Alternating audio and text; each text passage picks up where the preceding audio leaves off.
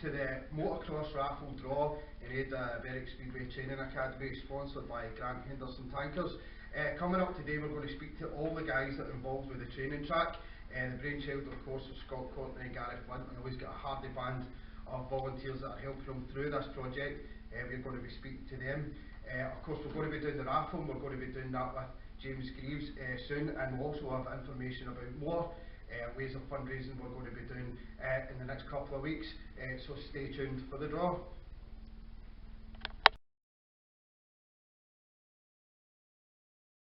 Joining us is of course Scott Courtney and Gary Flint. Scott, first of all, to come to you, how did the idea for the training track first come about?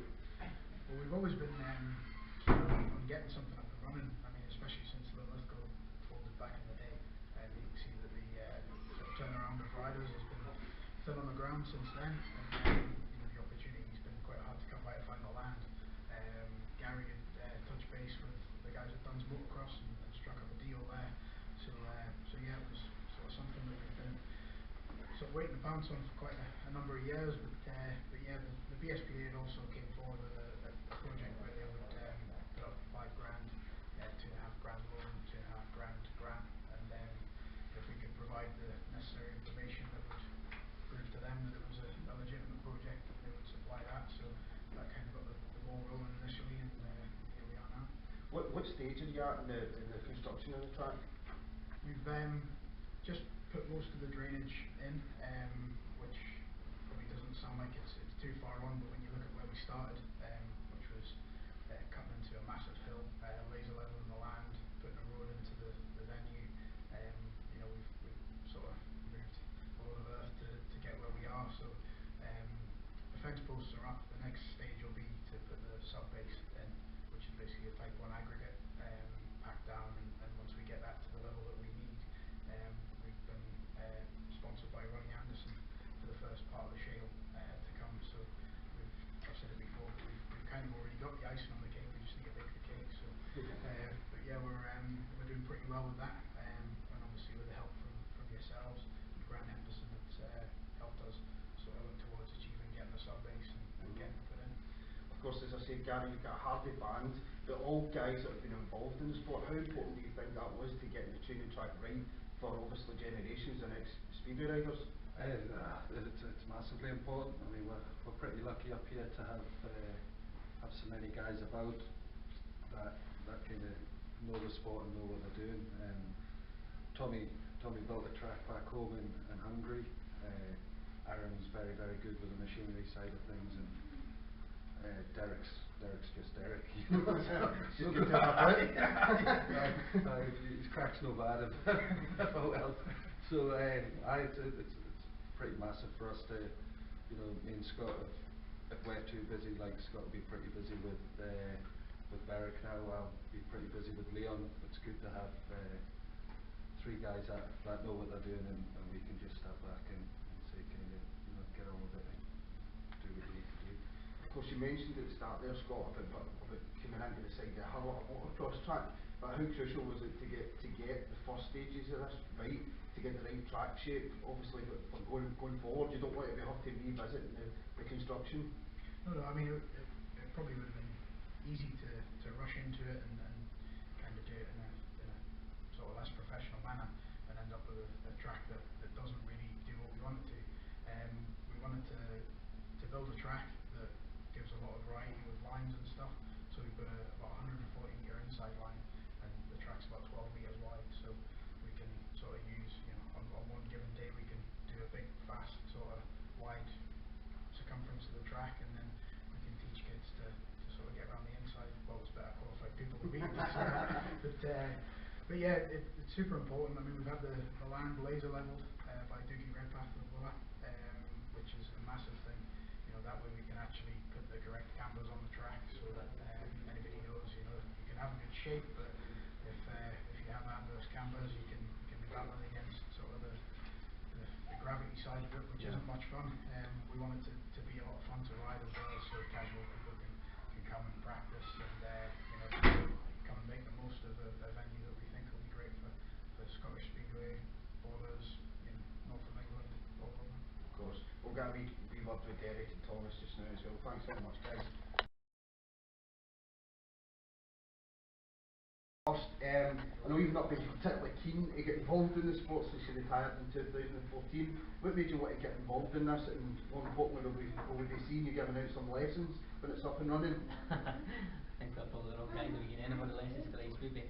But in all honesty, yeah, a 17-year career in Speedway, I was definitely ready for obviously taking a bit of a back seat from the whole sport in general. But obviously when I heard about the training track and stuff like that, it took me back to my roots, and when obviously get back to the Lithgow days and everything like that, and I realised how important it is for future generations of the sport. If it's ever going to progress again in this country, it needs to start at obviously that level, you know. And we're obviously the boys that are obviously all going to be on board and doing it. Great bunch of guys, great friends and things like that, and obviously I was more than keen to help out in any ways that I can, you know. Of course. Thomas, what stage are we at the track construction just now? What's still to get done? Well, there's a lot of things to be finished and to get done, but at the moment, because the fence posts up, which is important to get the actual line of the track and allow the sub base to come in. Scotty mentioned it before. We got most of the drainage on the inside, so once the track is up and running, that will collect the water, or it should at least. That's the idea. With projects like the Raffle for the bike, obviously it's raised a substantial amount of money. How will that money be spent on the training track? That will be spent on the sub base of the track, things like that, what need to be, turn some attention to it straight away. So yeah, that will be a great help towards that, I'm sure. Of course. Then how crucial is it to have all these fundraisers to keep the money flowing in? Obviously Scott's put a lot of money in, and he's one who just all these is collective. I've put money and time into this on your own, but how important is it to keep the money coming in as the construction continues? Well, without the money coming in, obviously it would just kind of halt, to be honest, you know. Like anybody that's involved in this kind of project, even just to get a training track up and running, you're talking some serious money, you know, from levelling the land to the fence post, to the drainage, to everything, you know. And it needs investment, so it actually gets to the point that it can start generating some money itself through training days and things like that, you know. But unless you're a very rich man with no checkbook that can just write it out, you need to do fundraising, you need to go there and find the money and things like that to make it happen. Of course. Well, without further ado, we're going to go to James Greaves in the draw, but thanks guys for speaking to us. Cheers. Thank you.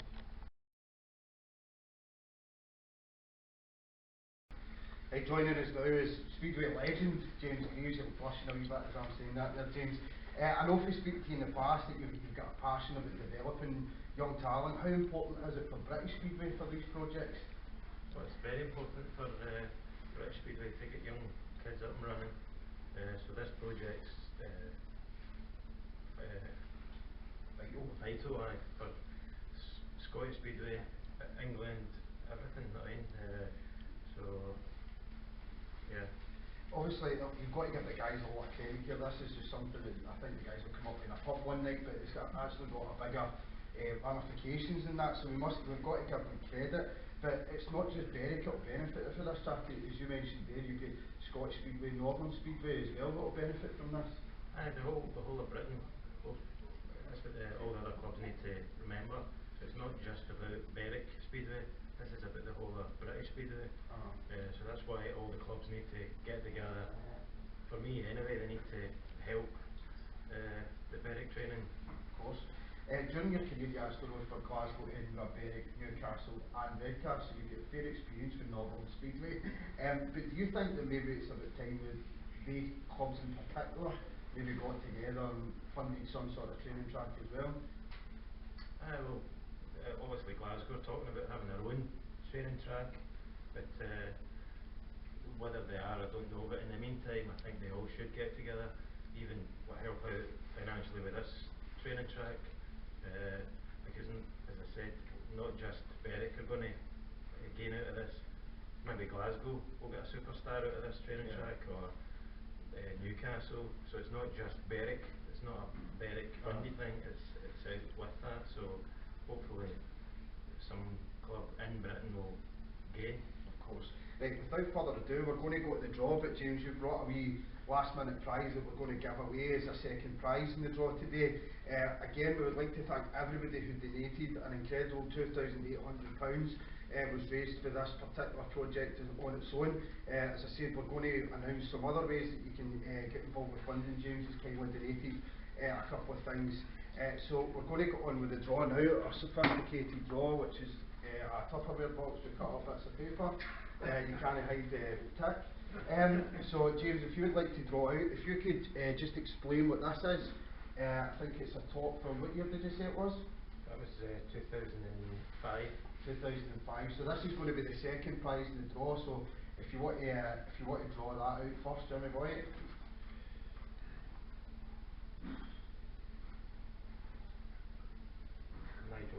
Nigel Lowry has finished, got the second prize in the draw. We'll get that to you as soon as possible, Nigel. And for the winner of the motocross draw, Good luck.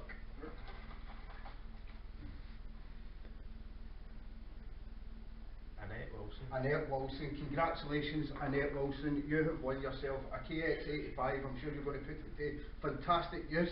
But again, thank you very much for your donations, James. Thank you very much for joining me for the draw, and thanks to the guys. Thank you.